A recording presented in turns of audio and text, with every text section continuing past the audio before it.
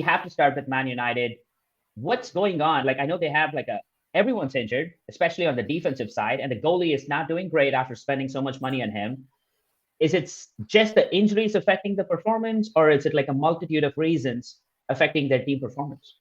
It's definitely multifaceted. I don't think there's one magic bullet, one solution that Erik ten Hag can come in and address a single aspect of this, and everything's going to be rosy and green, and results will start changing. On the pitch, off the pitch, we've had our problems. The Mason Greenwood, the Anthony.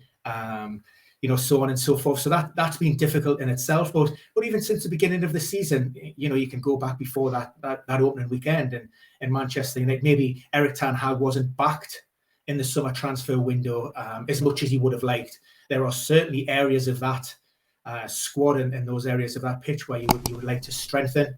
And we covered this a lot last year. I think the form of Marcus Rashford during the second half of the season post World Cup papered over a lot of cracks for that Manchester United team. They weren't great.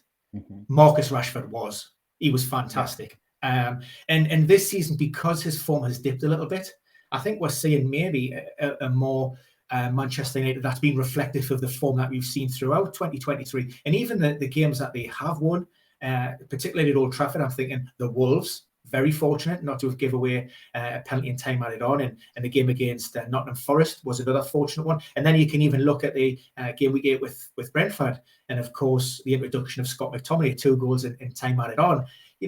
They've been very, very fortunate there. So there are a lot of things going on. Injuries, yes, will certainly impact on that.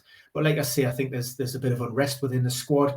Erik ten Hag talks about harmony within the dressing room, and he dismissed any suggestion that there were leaks given to the media and the press and running stories.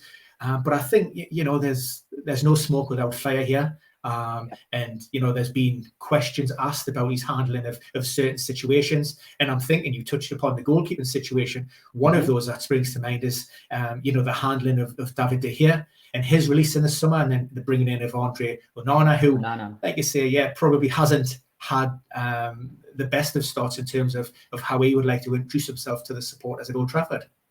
Yeah, that's like a big thing. And I know there are a lot of United supporters, including myself, are really pissed about the whole situation. And it's tough to blame one coach or the injuries.